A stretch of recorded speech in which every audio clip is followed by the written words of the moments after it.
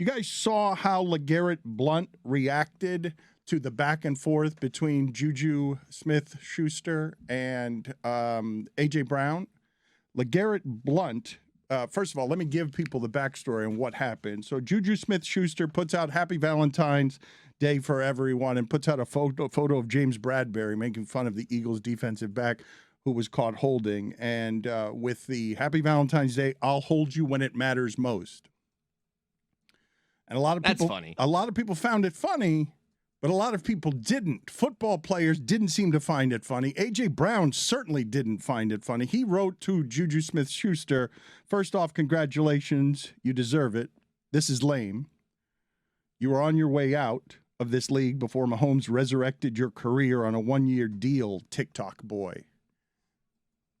That last line. No, people are saying TikTok boy is an insult, but I love TikTok. I like guys, so I don't know if that's that big of an insult to me. But it was meant as one to him, and I'm assuming, Jessica, is this about JuJu Smith-Schuster using TikTok a lot, or is it about that milk crate thing that he did a long time ago? That's all one and the same. So when JuJu was on the Steelers, I mean, he was drafted into the league when he was super young, and he was like one of the most active TikTok users in the NFL. Probably still is. Probably word association. If you say football player that does a lot of TikToks, it's JuJu. Yeah, he's the one that you think of. Yeah, exactly. He's very active on social media. The milk crate thing was one of the things that people noticed because it looked like he could have gotten seriously injured doing it, and it was kind of stupid and goofy like a lot of those types of challenges on TikTok. But yeah, it's exactly what Chris said. It's a word association. JuJu likes doing TikTok dances.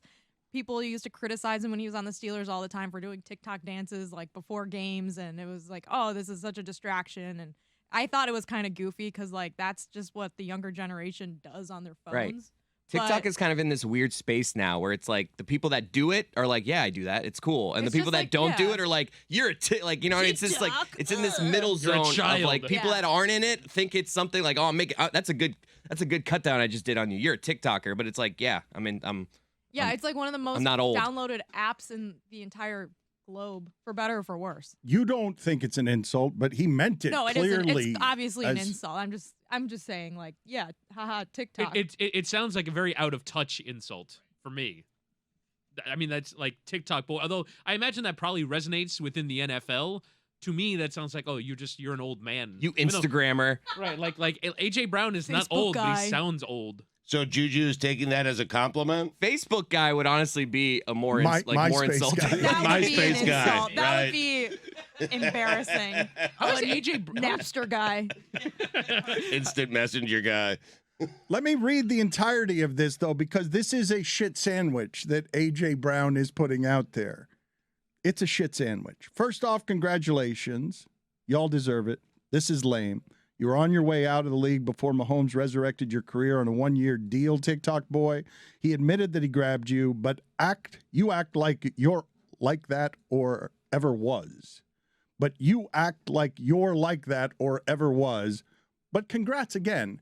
And then 3 emojis. But congrats again. It's just a great shit sandwich. But then 3 emojis, too, of like a couple of beers, hands clapping, and fireworks as well.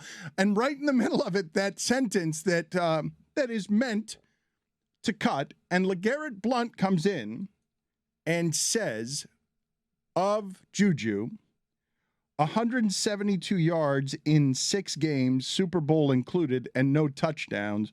Who held you then? Don't be a dickhead. And my question to you is, was JuJu's 7th game a really good game?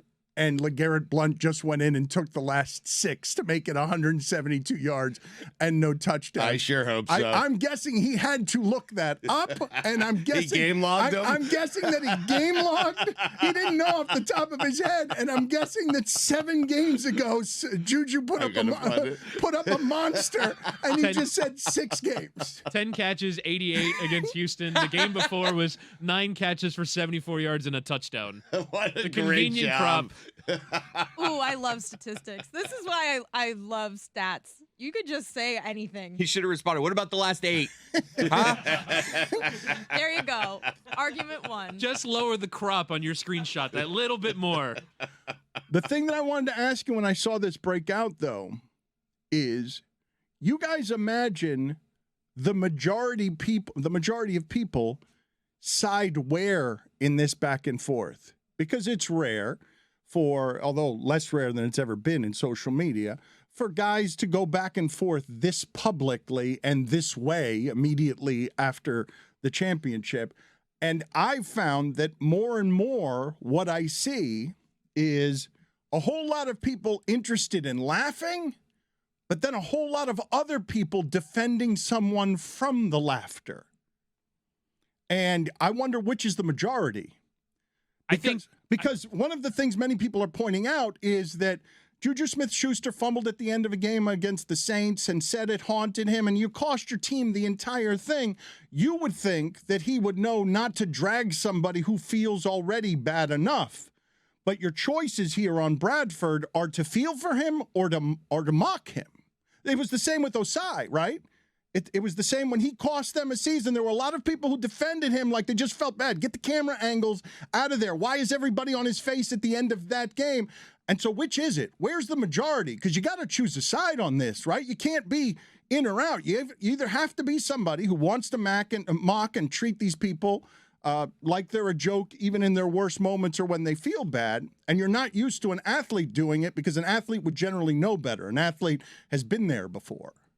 And you also have the aftermath of a team winning a championship, which so often, like normally this thing, the taunting the opposition, would happen at a parade when someone is several alcoholic drinks in on a stage and shouts something ridiculous to taunt their opponent. And that seems to be an acceptable form of this taunting. But for whatever reason, when it spills onto social media, people have a different reaction to it. But I don't think most people were having a go at James Bradbury for committing that holding penalty. They were discussing the merits of the holding penalty.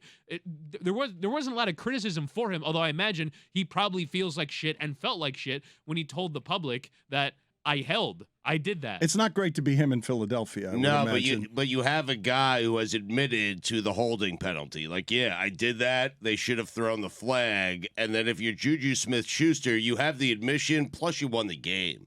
Like, you need to rub it in more.